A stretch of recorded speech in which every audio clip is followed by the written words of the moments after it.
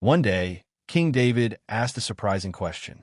He did not ask because he wanted revenge. He did not ask because he wanted to destroy Saul's family. He asked because he remembered Jonathan. Jonathan had loved David like a brother. He had protected him when Saul wanted him dead. Years earlier, David and Jonathan had made a promise of loyalty and kindness. Now David was king. He had power. He had victory. He had a palace. But he had not forgotten his promise. So David asked, "Is there still anyone left from the house of Saul, that I may show him kindness for Jonathan's sake?" That question was powerful. Some kings would have asked, "Who is left from Saul's family, so I can remove them?" But David asked, "Who is left so I can show kindness?"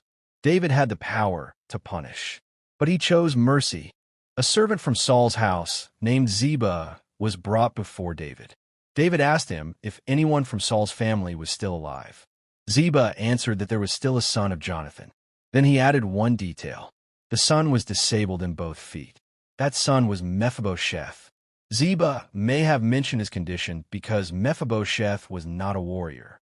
He was not a threat. He was not someone people expected to fight for a throne. But David was not looking for a threat. He was looking for Jonathan's son. David asked where he was. Ziba said Mephiboseth was living in Lo-debar, in the house of Machir. Then David sent for him. Imagine Mephiboseth receiving that message. "The king is calling for you." Those words may have filled him with fear. He did not know kindness was waiting. All he knew was that the king had called his name. Mephiboseth began the journey to David. It may have been difficult for him. Every movement could have reminded him of the fall that changed his life. As he traveled, fear may have filled his mind. Why was David calling him? Did the king see him as a threat? Was this the day he would pay for being Saul's grandson?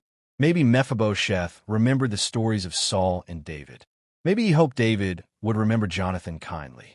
But fear does not always allow people to hope.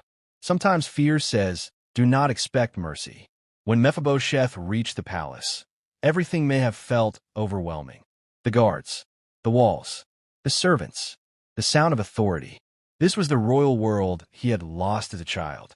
Now he was entering it again, not as a confident prince, but as a frightened man who did not know what the king would do.